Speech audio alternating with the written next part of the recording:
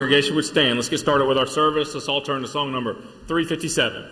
No troubles the Savior dangers of pride, no friend so fail and flows all unite. Yet one thing secures us, whatever he ties, the promise assures us the Lord will provide.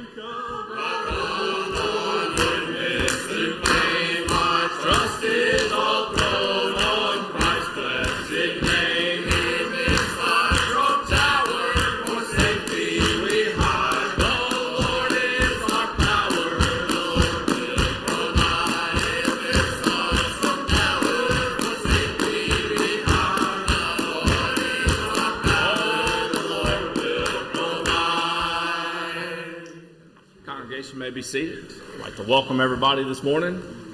We're glad that you're with us. I like that verse, when Satan appears to stop up our path and fills us with fears, we triumph by faith. And he cannot take from us, though oft he has tried, the heart-cheering promise, the Lord will provide. And we're here to tell you this morning that the Lord will provide. No matter what the weather is on the outside or the inside, what's around you, the Lord will provide. We're glad that you're with us this morning. If you're watching this online, we wish you were here, but we're glad that you're joining in, and we hope that you're doing well. The Lord loves you this morning. If you're lost this morning, Christ is the answer. And we got a good preacher this morning. He was born and raised here.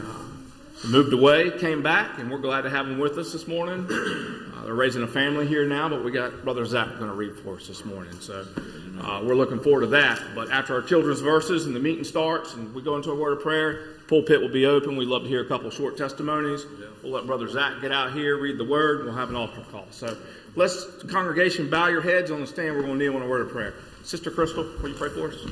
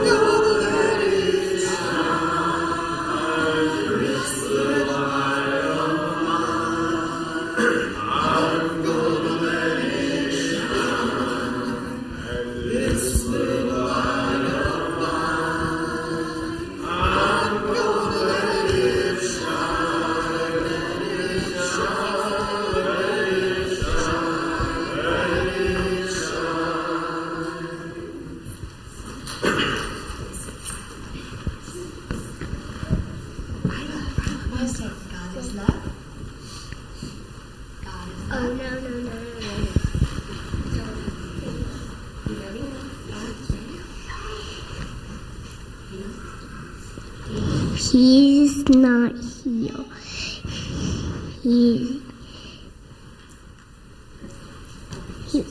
He's risen. Make a joyful noise unto the Lord, all the wind. Serve the Lord, gladness come on for his presence. Let's singing. Be strong and courageous, do not be afraid or discouraged, for the Lord your God will be with you wherever you go. Joshua 1:9. Be strong and courageous, do not be afraid or discouraged, for the Lord your God will be with you wherever you go. Joshua 1:9. The Lord is my shepherd, I shall not want.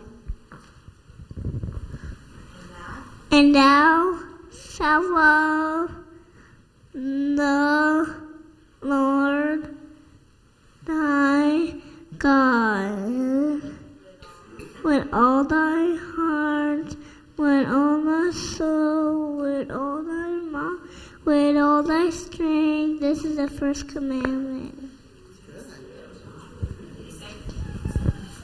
A city that silent hill shall not be hidden. Beloved, let us love one another, for love is of God, and everyone that loveth God is born of God and knoweth God. He that not loveth God not knoweth God, for God is love. 2 things that have I required of thee, deny me them not before I die. Every word of God is pure. He is a shield unto them that put their trust in him. Every good gift and every perfect gift comes from above. Tell the sweet gospel story once again, and it has soothed me in sorrow and in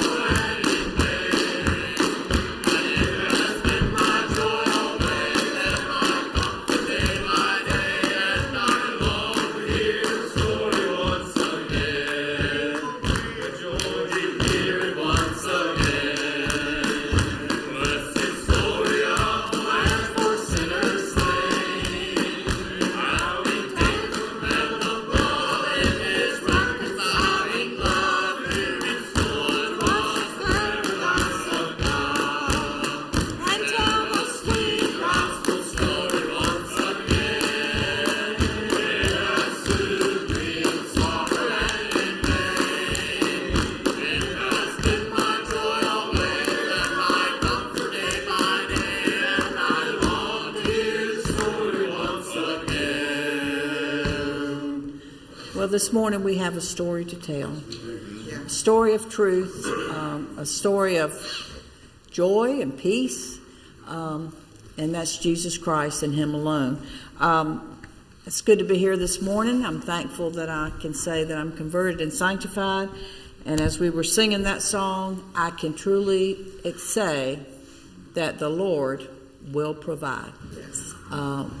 Whatever comes, what may, the Lord will provide. And I know all of us here have experienced things in our lives that God has been there and provided for us. And I'm thankful that I am serving a God that knows my heart, knows my situation, and He knows all about us, and He will provide the things that we need. I had read over in Corinthians, it's been a while, but the verses, let's see if just a couple of verses. It's 2 Corinthians in the 4th chapter, the 6th verse, and there was notes, for God, who hath commanded the light to shine out of darkness, has shined in our hearts to give the light of knowledge of the glory of God in the face of Jesus Christ. And this morning, you can have that light in your heart. If there's uncertainty, if there's confusion, sadness, darkness, all the, I say, negative things for the lack of words in your life, God can put that light in your heart and He'll make a big difference in your life. And I thought about the other verse on down in the chapter. It says, for which cause we faint not, but though our outward man perish, yet the inward man is renewed day by day. Yeah. And truly, with God in our heart and in our life, it gets sweeter and He can renew, and it doesn't matter about the outward appearance, thank goodness, but God looks on our heart.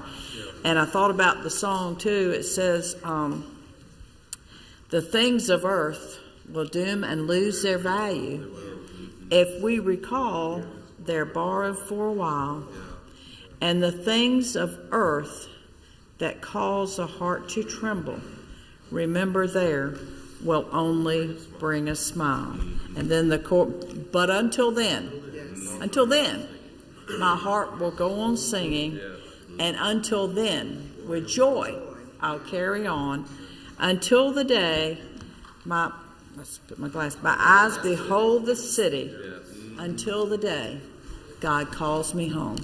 And I have, I'm getting older, and I have experienced things in my life, and I can say that the things of this earth and the material things of this life don't amount to anything. But the things that are really dear to your heart and really are important in our life is the things that we cannot see. And I'm thankful to be here this morning. It's good to see everybody, and I desire your prayers. Amen.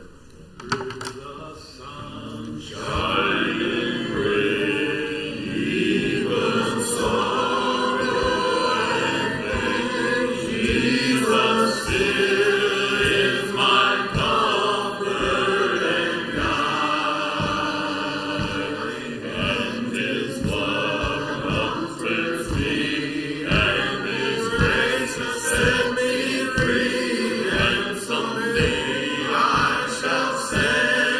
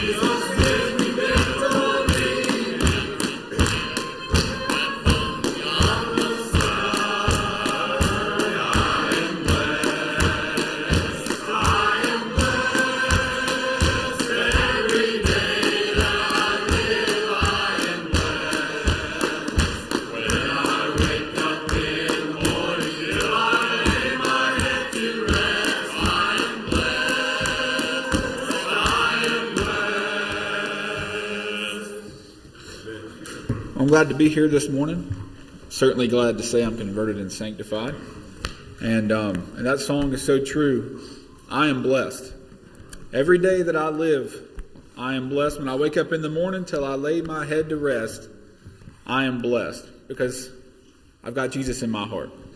And I think for the past few weeks I've been reading, trying to get through Job, but it's actually been the past couple months because I feel like I read a few chapters and I kind of jump away for a little bit. But the story of Job has just been so profound to me.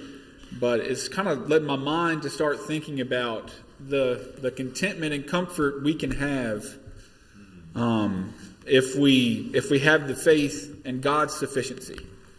God is he's so wonderful to us. And if we can give our all to Him, He has more than enough power to take us through. And He is sufficient. He is enough. He is more than enough to take us through everything. And I feel like, I've grown up in this church, and I'm not as young as I once was. I'm not an old person yet, kind of. I feel like when I was younger, I hadn't gone through as many things as maybe I have now. But I still know there's more things to go through, and there's more things for me to learn from. But I have seen through my life so far the way God has led me when I have put my trust in Him. And I've seen, I can look back now and see where the blessings He's brought me, which are fantastic to see. I can see my family and all that, and the blessings that God has brought me. And I can also look back and see the things where I could have went one way, but He kept me from that and kept me on the right way in another way that was going to be more beneficial for my spiritual and for just my all-around godly life.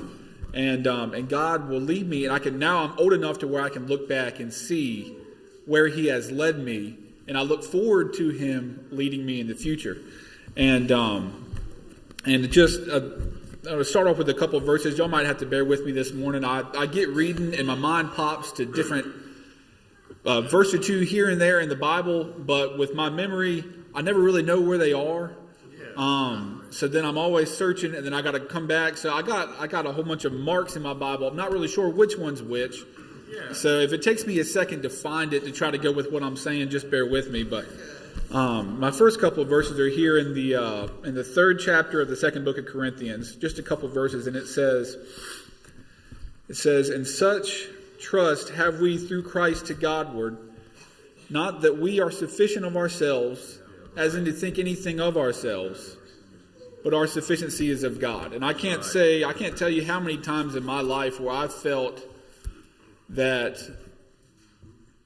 I just have to give it to God. There's no other way to explain it. I've had situations where I've gone through where I didn't know what to do. I don't know. I guess I felt, and scared or embarrassed or something to talk about it with someone else. I had one situation where I had been struggling with something for a few months, and I was hanging out with someone in the church, but they actually brought my situation up to me because they were going through it. And I was like, I don't know how else this could be. It's such an odd thing in my mind, I feel like. And just to know, I think the devil tries to put you in a place where you think that you're the only one. And where you can't talk about it with anyone. And that was, I guess, God's way of saying, no, you're not the only one. And not only that, but here's someone who's already close with you that you can go through this with.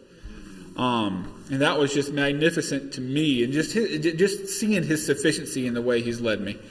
But I'm going to get reading here in Job a little bit, just the consensus of the story. I'm just going to get in the first chapter and just his resolve at the end of the first chapter. Just through the things he had gone with there. I hope that if I ever gone through something even half as crazy as what he went through, that I'd be able to give God the praise. Because he goes through a lot. But I'll start here in the first verse, and it says, "There was a man in the land of Uz whose name was Job, and the man was perfect and upright, and one that feared God and eschewed evil." So he's a godly man. You always go right there. "And there were born unto him 7 sons and 3 daughters. His substance was also 7,000 sheep, and 3,000 camels, and 500 yoke of oxen, and 500 she-asses, and a very great household, so that this man was the greatest man of the East." And So you think about it, he's got everything. He's got this huge family.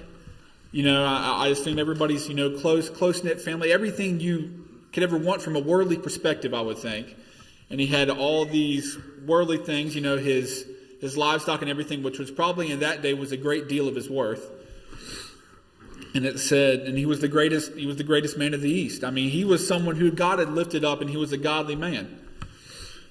And it said, and his sons went and feasted in their houses, every one his day, and sent and called forth the 3 sisters to eat and to drink with them. And it was so, when the days of their feasting were gone about, that Job sent and sanctified them, and rose up early in the morning, and offered burnt offerings according to the number of them all. For Job said, it may be that my sons have sinned and cursed God in their hearts. Thus did Job continually.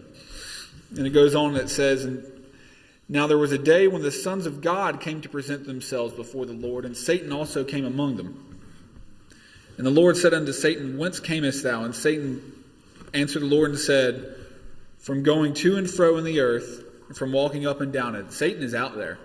He's just walking about, seeking whom he may devour, like a lion. He's out there, he's searching. And it says, and the Lord said unto Satan, hast thou considered my servant Job? And there is none like him in the earth, a perfect and upright man, one that feareth God and escheweth evil. Have you heard of him? This man over here, you know, almost saying, you know, he's this godly man. I don't think he can be touched by the hands of Satan. And then Satan said, answering the Lord and said, doth Job fear God for naught? Hast thou not made an hedge about him and about his house, and that all that he hath on every side, thou hast blessed him in the work of his hands, and the substance is increased in the land. But put forth thine hand now, and touch all that he hath, and he will curse thee to thy face. Almost, I feel like the stories where God is kind of put into having to show what he can do. When someone comes up against God, I feel like in the Bible, those stories kind of shine out more in my head, because if there's one thing that you can find all throughout this Bible is you don't go against God. And I wouldn't tempt God for anything, because God has proven his power, and he will prove it here. And so the Satan comes in and he says, this is a magnificent man. Yes, he serves you, but will he serve you if you take away all the things that you blessed him with? You know? Satan he's saying, you know, it's easy to serve you when you're on the high mountain. What about when I take him to the low valley? What is he going to do? Is he still going to serve you? And I think he even says, and he says, and will he curse thee to thy face? Almost saying, not asking, but almost telling God that if you take this away, this is what he's going to do. Almost tempting God, like, do it, prove it. And the Lord said unto Satan, behold, all that he hath is in thy power. Only upon himself put forth not thine hand. So Satan went forth from his presence of the Lord. So I guess, I don't really know the goings on of this, but I guess I feel like there are times, I don't know whether there have been times in my life when God has tested me to see what my resolve towards him would be. I feel like he's done that before, but in this, he seems like he gives Satan the power a little bit to go in and maybe wreak havoc a little bit on Job's life, just to see what he would do. I mean, God's still got his eyes, and he says you can't physically harm him, but what else can you take away? And I will prove to you that Job will not curse thee to thy face, and will still serve me. And it said, all right, so it goes down to the afflictions of Job, and it says, and there was a day when his sons and his daughters were eating and drinking wine in their eldest brother's house, and there came a messenger unto Job, and said, the oxen were plowing. And it said, the oxen were plowing, and the asses were feeding beside them, and the Sabeans fell upon them and took them away. Yea, they have slain the servants with the edge of the sword, and I alone am escaped to tell thee. So, okay, these people came in, they took part of your flock, killed your servants. I'm the only one here left. I guess I don't know whether they sent him to tell him or whether he escaped to tell him. And it said, and while he was yet speaking, while he was telling Job that in the first place, it said, there came also another and said, the fire of God has fallen from heaven and hath burned up the sheep and also thy servants and consumed them, and I am only escaped to tell thee. Yeah. Now, all right, so you feel like that's an abundance of his worth right there already. His sheep and his oxen and all this stuff has been taken away already. And it said, while he was yet speaking, so still while he's speaking, this is one after the other. While he was yet speaking, there came also another and said, the Chaldeans made out the 3 bands and fell upon the camels and have carried them away, yea, and slain the servants with the edge of the sword, and I only am escaped alone to tell thee. So I feel like that's probably, that's got to be the majority or almost all of his flock. They've taken his camels, his oxen, his asses, his whatever the other one was, his sheep. All these things have been taken away from him, and that's not it. That's not the end of it. And it said, and while he was yet speaking, there came also another and said, thy sons and thy daughters were eating and drinking wine in their eldest brother's house. And behold, there came a great wind from the wilderness, and smote the 4 corners of the house, and it fell upon the young men, and they are dead. And I only am escaped alone to tell thee. So imagine all the worst things you could think of that can happen into your life, and you haven't been given the span of weeks or months or years to deal with each one of these things. They've come one after the other. And the last one being the nail in the coffin is your sons, your kin, your seed to go out, the continuation of your name, all this, they're gone. They're dead. I can't imagine how I would feel in that situation. He's got an abundance of children, I guess. These more, I wouldn't want to lose any part of my family. And I can't imagine how I would feel to lose any part, and he's lost all this so fast. And it's like, what would I do in that situation? What would we do in that situation? Lord, help me that I would have the strength to still trust the Lord. And I feel like if I was in this situation, it'd probably be tough. It'd probably be tough for me to, I might be questioning what's going on. What have I done? Lord, why is this happening to me? Did I do something wrong? What's going on here?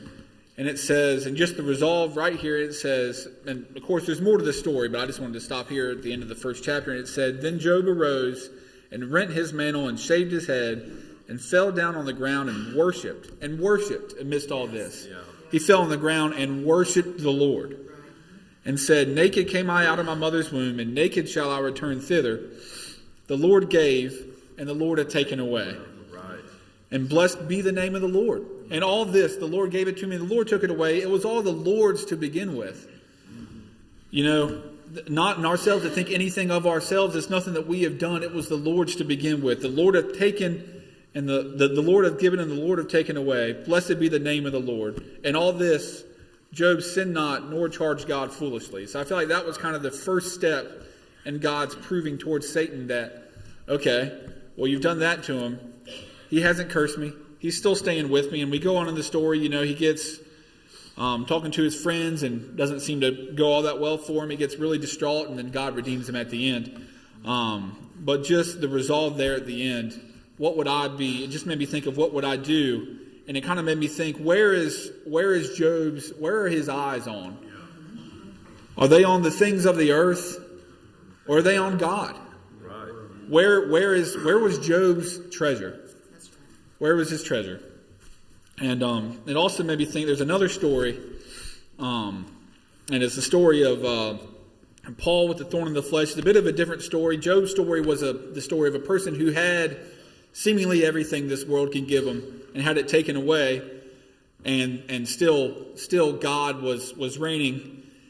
And the story of Paul with the thorn in the flesh, I feel like, is a story of God, of Paul having something that he would like the Lord to take away, but the Lord was kind of leaving it to be his burden to bear. But still, it was the Lord's sufficiency was enough for Paul. And it said, so I'll get into this. I think it's in here.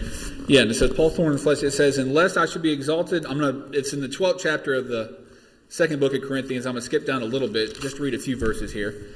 And it says, unless I should be exalted above measure, through the abundance of the revelations, there was given to me a thorn in the flesh, a messenger of Satan to buffet me, lest I should be exalted above measure. For this thing I besought the Lord thrice, that it might depart from me.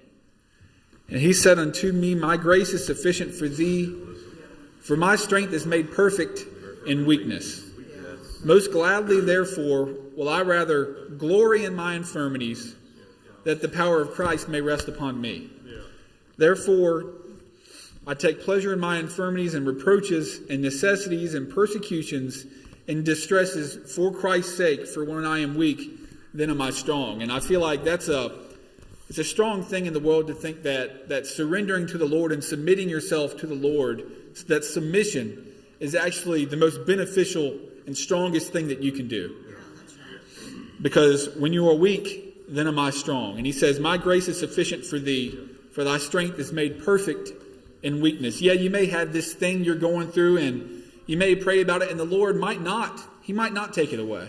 I feel like maybe I've found my thorn in the flesh, and I feel like it's something that has made me stronger in my life because I had to lean on the Lord that much more. I feel like that's kind of Paul's instance here.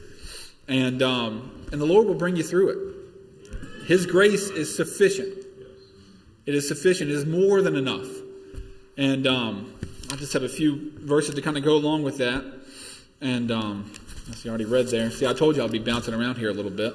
So just bear with me here a little bit. But just the sufficiency of God, how wonderful. And it says, let's see here.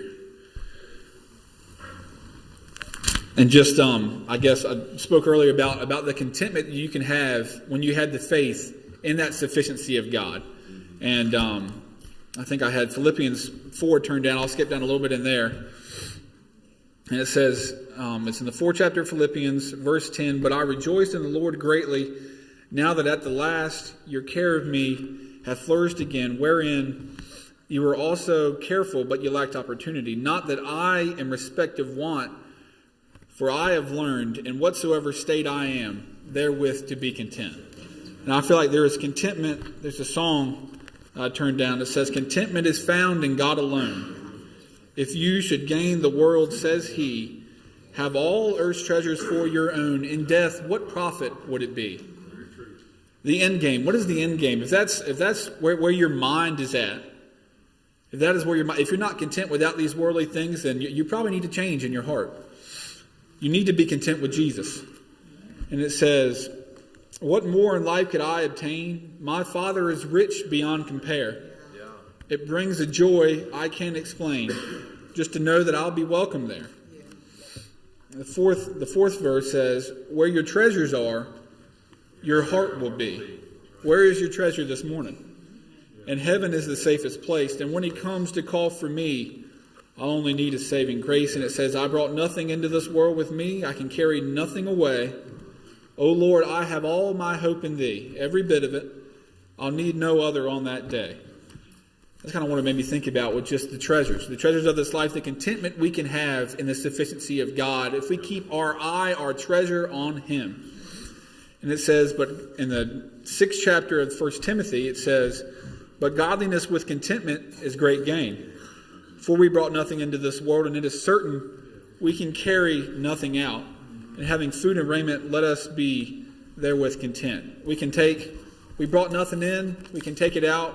We're going to leave this earth the same way that we entered it. But what's important is what we do, and if we get our lives right while we're here, and what we can do to shine the light for Jesus while we're here. And it's just a magnificent thing of what God can do in your life. And I feel like throughout my life growing up, I felt like it's been a point of me to try to the best of my ability, and I can still work on this some, but to shine the light out to those who are lost. And because there are so many out there who don't know Jesus. Some people don't even know, really never picked up a Bible, anything. And they had their treasures on things of this world.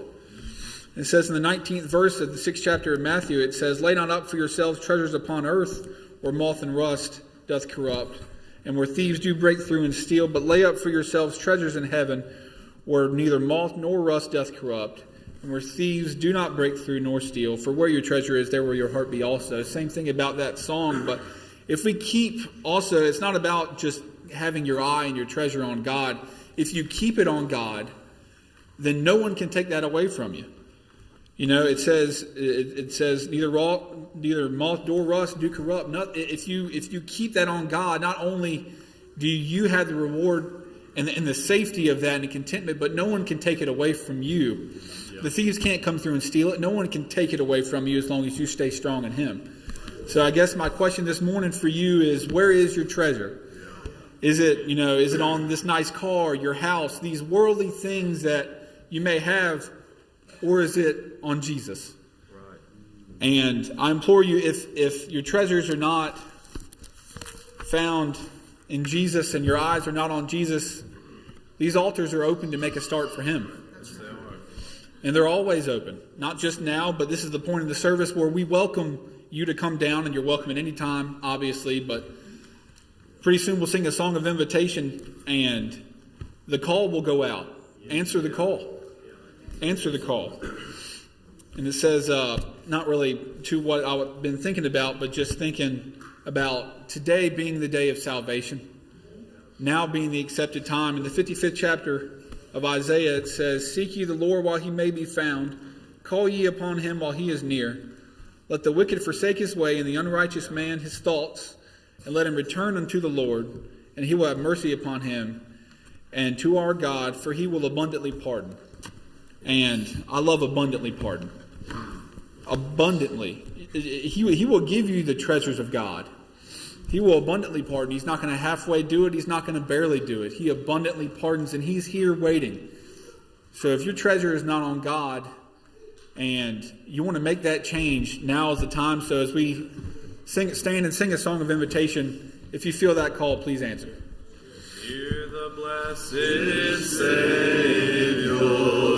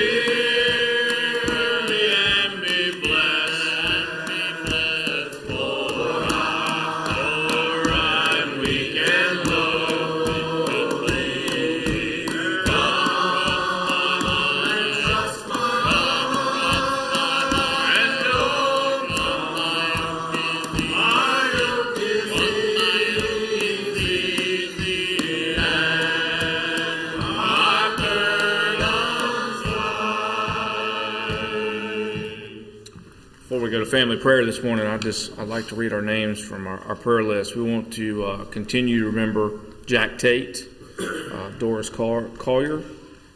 Remember my sister, Marnie, and her husband, Ken McKenzie. Just remember them. Paul and Pat Arsenault. Remember John Hughes' brother, Bill Hughes. Sarah, Jonathan, Lee, and Susan Jernigan. Remember that family. Emma Atchison, brother Doug Roan. And remember the Berry family from NRCA. They had an 8th grader pass away, that family, apparently. So remember that family. Is there anyone in the congregation or on the stand this morning that would like to raise their hand before we go to prayer this morning? So we want our congregation to be seated. On the stand, we're going to kneel. And we're going to pray. Sister Kristen, would you pray for us?